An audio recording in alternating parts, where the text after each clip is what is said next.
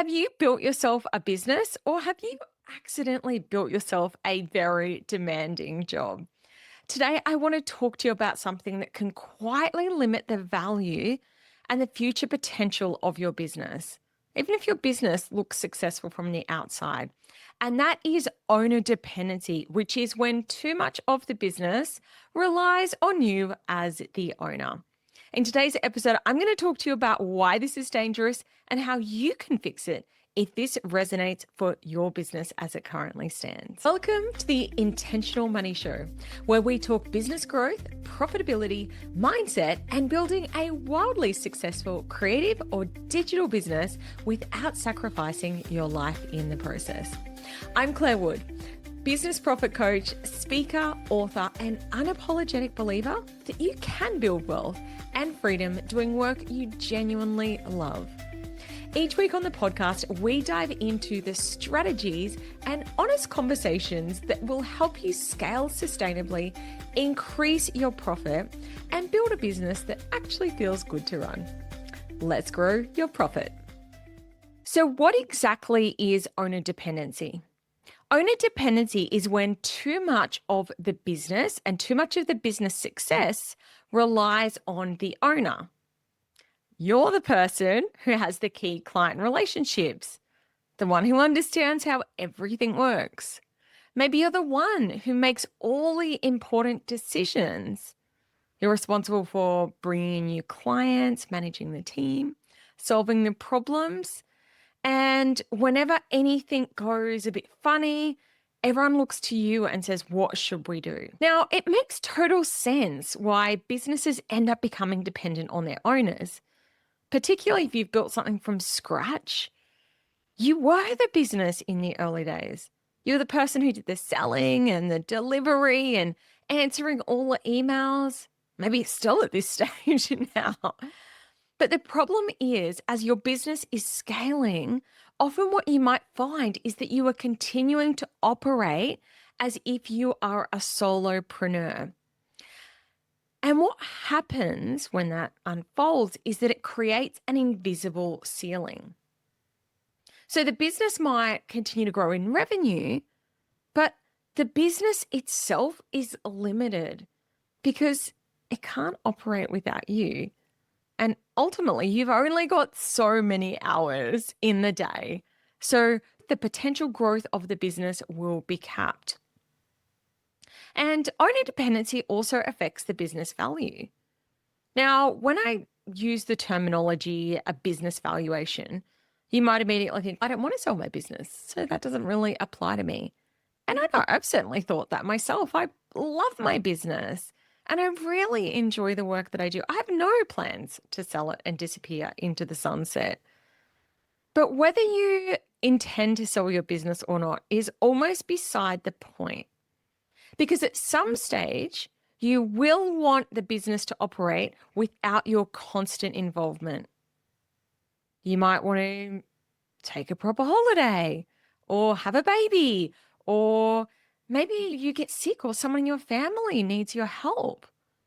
Maybe you have a new business venture that you want to start on the side, or you decide that you only want to work a couple of days a week. Maybe you want to bring in an investor or appoint a CEO or sell just a part of the company. Or who knows, maybe down the track you might change your mind and decide you want to sell the whole thing. The point is that reducing owner dependency gives you options. And what that means is it creates freedom, because a business that cannot function without you does not give you freedom. It gives you a lot of responsibility. When you've got a laptop, you can probably make decisions about where you're working from and when.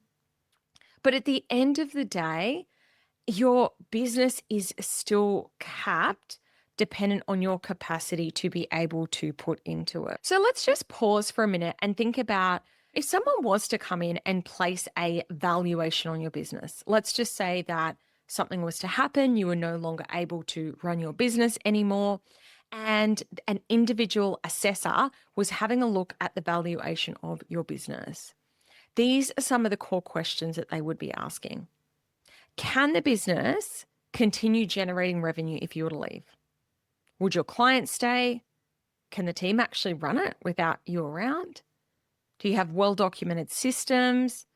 Do you have repeatable marketing methods that are attracting clients? How does the actual delivery happen? Can your team actually roll out the delivery of programs, or is it all inside your head? Because here's the thing. Owner dependency isn't always obvious.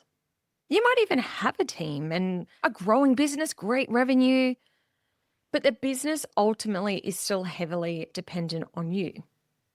And here's some signs that there's still a high level of owner dependency. So one sign is that you are still the ultimate decision maker, that important client relationships are held entirely by you, that the team can complete tasks, but they can't actually manage outcomes without you leading it and really running the show.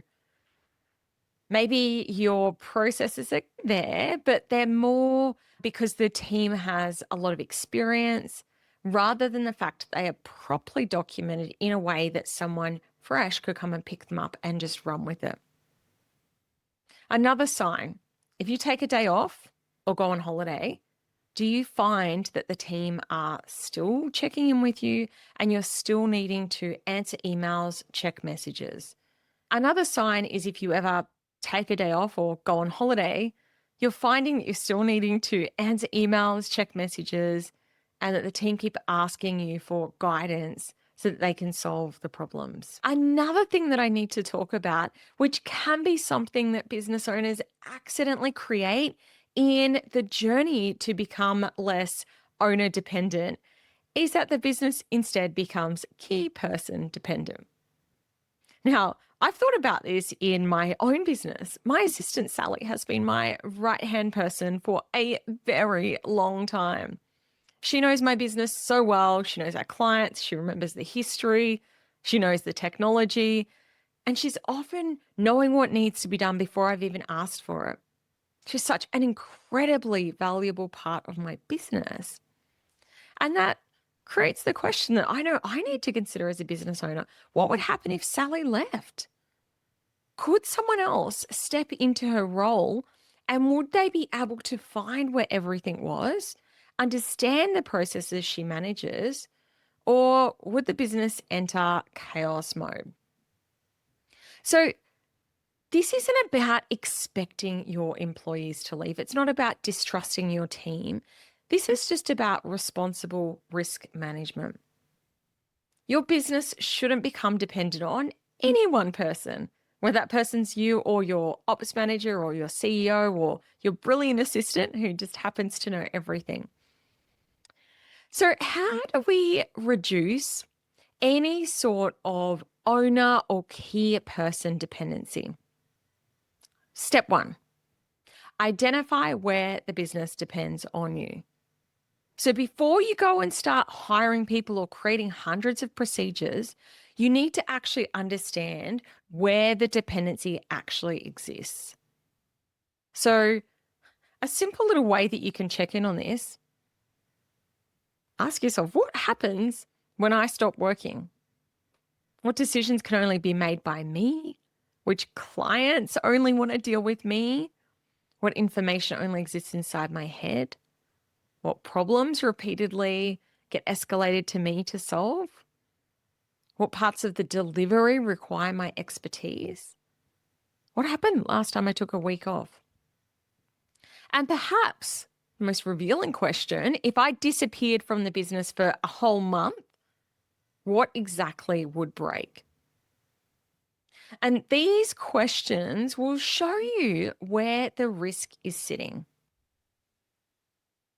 So when you start to recognize, oh my goodness, this would not work well without me, don't go and try and fix everything at once, because the first thing that you want to do is just identify, okay, what are the things that need to be fixed? Okay, the next step likely is to bring people into the team who can own outcomes.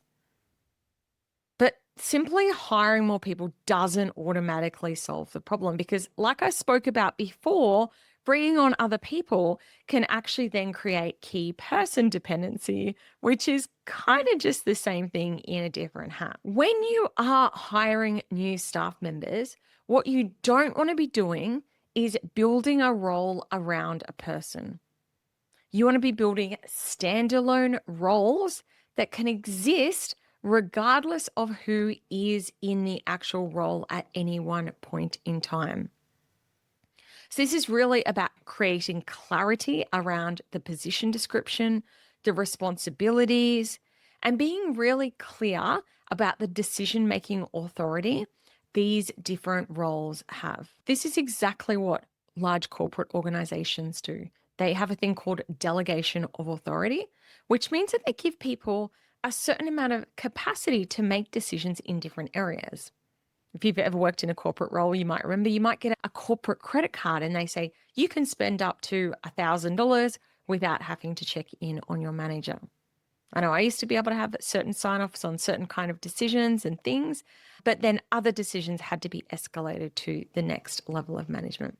And it's a really great way to set the roles up that way so that people are exactly clear about their role and their responsibilities. So the next step in this process is, of course, systemization. This might even actually come before you think about hiring.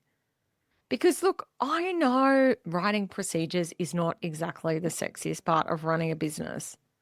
No one wants to create 12-page procedures for how to set up an invoice and send it out. But systems are what allow your business to operate consistently without having to rely on someone's memory. Your procedures can actually be really simple. They don't need to be big corporate formal procedures. You can just have screen recordings. I know in our team, we're using AI a lot at the moment. When there's something's being done, you go, blah, blah, blah, blah, blah. Here's the steps that I've taken. Can you please convert that into a procedure for me? Or alternatively, you can just use something like Zoom or Loom and just record what you're doing and talk through it. So if someone had to come in, they can pick it up. One big tip that I do have is making sure that you save everything in one central place that is easily accessible.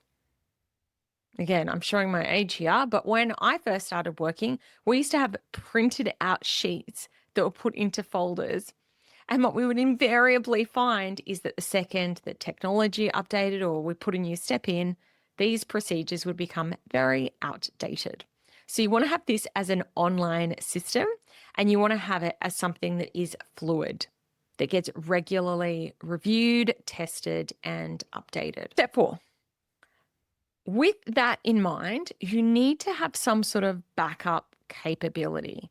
So for every critical function in your business, there's the primary person who does the role, you also need to have a backup person or system in place. Because like we were saying earlier, sometimes people leave or get sick or take holidays. And you need to know that another team member can access the system, understands the basic process. Hopefully you've got your passwords stored somewhere securely where you can easily change them to someone new. Cross-training, making sure that someone else can do that role, is incredibly valuable here, especially as your business grows. Because a resilient business does not have a single point of failure. All right, step 5 is to make sure that the relationships become with the business, not with the owner. So this is another form of owner dependency, which is the relationship dependency.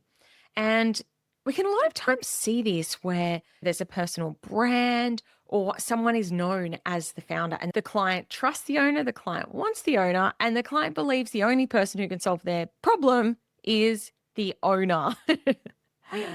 So how can you get around this? One of the best ways to do this is to reduce the hero of the brand and bring other team members into part of the brand. Have your team communicate directly with clients where appropriate. Make sure that you're sharing them on your social media, on your messaging. You want to be elevating your team and telling your clients, hey, I trust this person and you should too. Now, tying this all together, I want to be clear that reducing owner dependency doesn't mean you become completely absent from the business. Doesn't mean like you need to go sit on a beach while someone else runs the company. Of course, you can still be highly involved. You can still be the face of the brand. It's just that your involvement becomes more intentional. You are focusing on building a business built for value and a business that can survive without you. It's not about completely stepping away from the business. It's about building a company that stands on its own 2 feet. Because having this option, it creates such a different experience of business ownership.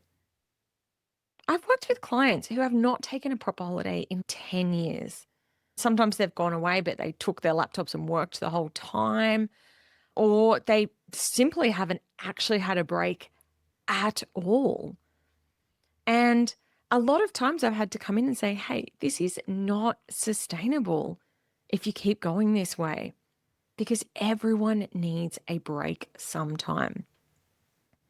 So I hope this episode has inspired you to have a bit of a think about your own business. Is it highly dependent on you or another key player? And how can you start to build a business that doesn't count on you or that key person, that can actually stand on its own 2 feet? So create a bit of a strategy about how you can start to shift towards that place. Start documenting your processes. Start objectively looking at your team structure. Because even if you have no plans to sell your business at this point in time, you make the business stronger and more resilient if it isn't completely reliant on you. And that, my friends, is the difference between owning a business and being owned by one. I'd love to know what you thought of today's episode. Did it get you thinking, wow, that's me? I am definitely far too involved in this business. Drop me an email or a DM on Instagram, Clare, CLARE _Wood_coach. I love to hear what you think of these podcast episodes. Thank you so much for tuning in. Have a fabulous week, and I'll talk to you again very soon. Thank you so much for tuning in to today's episode of the Intentional Money Show. If you're ready for more profit, come find me on Instagram at Clare _Wood_coach. Thanks so much for tuning into the podcast, and I'll chat to you again next week.